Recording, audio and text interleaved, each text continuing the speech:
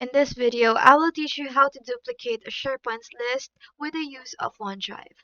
This is quite useful if you want to back up your data, create a test version of your list, or share it in a different workspace. First thing you need to do is to go to your OneDrive.com website. You can log in with your Microsoft account, but if you don't have an account yet, you can quickly sign up for free. And once you're in your OneDrive, you'll see your sync files and folders right here. Remember that SharePoint lists are often connected to your organization's OneDrive, so you'll have access to them here as well.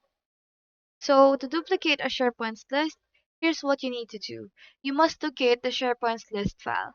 So in OneDrive, you can browse the folder where your SharePoint list or connected Excel export is stored.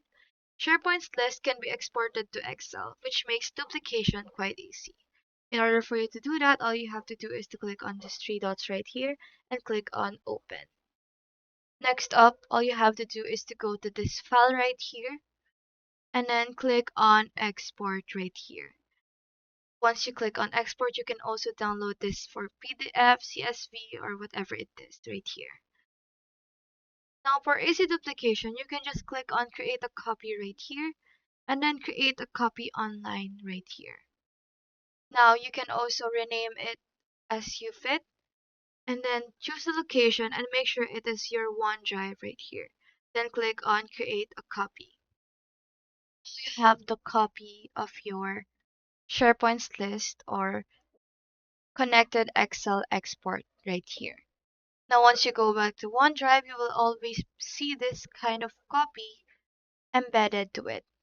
So this method works well for testing backups or creating a sandbox version of a SharePoint file. You must just keep in mind that any changes in the duplicated list will not affect the original unless you manually sync them together. And OneDrive serves as a bridge here, letting you manage and store copies easily. That's all there is today. Hope we helped.